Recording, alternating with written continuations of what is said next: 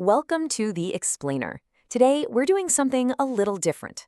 We're taking one of the most famous stories ever told, the temptation narrative from Genesis 3, and putting it under a modern scientific microscope.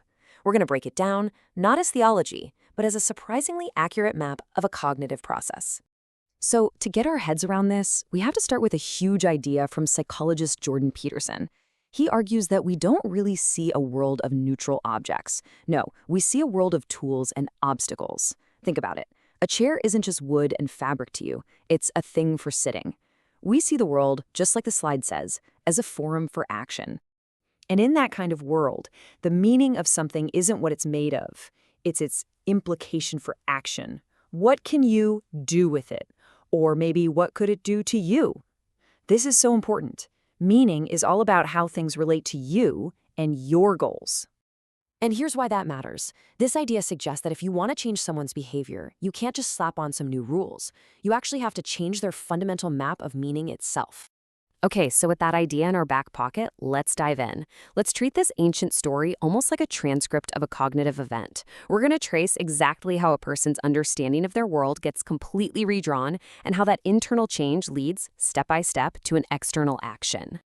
You see, the story doesn't just show someone making a bad choice. It's more detailed than that. It meticulously lays out the whole sequence of what you could call interpretive distortion, the step-by-step process that takes you from a clear, simple rule to a final, irreversible action. Let's just walk through this. Look at the slide. It all starts with step 1, a really clear command, a simple boundary. But then, in step 2, the serpent slips in a subtle question. This little question causes Eve to actually distort the original rule in step 3, which then cracks the door open for a complete reevaluation of the tree's meaning in step 4. All of a sudden, it's not a source of death anymore, it's a source of wisdom. And after that mental flip, well, step 5, the action feels almost inevitable. So what is actually going on in the brain during all of this?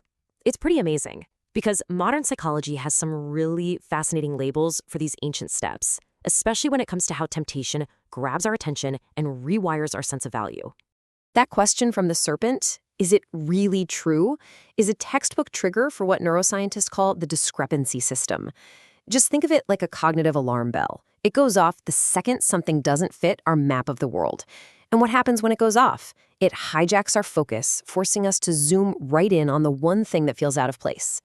And this right here reveals the first play in the temptation playbook. You have to manipulate attention. Suddenly, this whole garden, filled with thousands of amazing things, just fades into the background. All of that mental energy gets pointed at one single forbidden tree.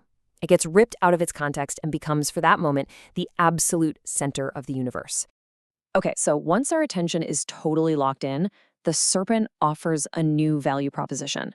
This kicks off something psychologists call decision-related revaluation. And this is wild. It's a process where our own brain starts to artificially pump up the value of a potential choice. Why?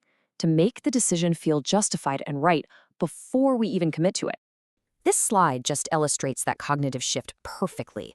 The fruit's meaning, its implication for action, has been completely rewritten. It went from being the thing that will kill me to the thing that will make me wise. The mental battle? It was already over. The choice was locked in the very moment that internal map was redrawn.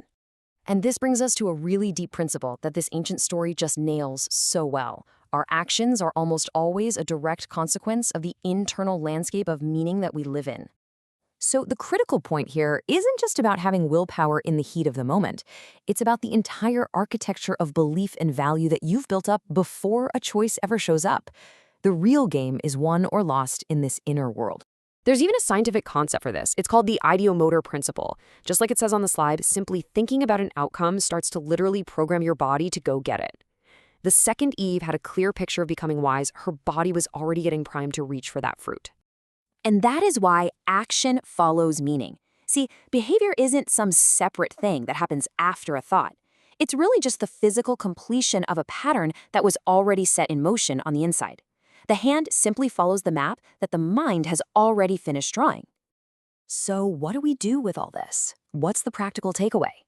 If this ancient framework is such a powerful description of how our minds work, how can we actually apply it to our own lives, right now? Well, the logic seems pretty clear. If our actions flow downstream from our meaning, then the most important thing we can do is be incredibly intentional about building the frameworks we use to see the world. We need what you could call a robust interpretive architecture. For a lot of traditions, this is exactly the role that sacred texts or foundational philosophies are supposed to play. They aren't just a list of do's and don'ts. No, they're designed to be an entire operating system, a deep structure that governs how you take in and organize reality itself, shaping your actions from the ground up. And that, of course, leaves us with one final question. This cognitive process we see in Genesis 3, it's universal. It's not about them, it's about us. It describes how any one of us can be tempted to redraw our own maps of meaning. So, the real challenge this ancient story gives us is to turn the lens on ourselves and ask, what frameworks are really shaping my actions?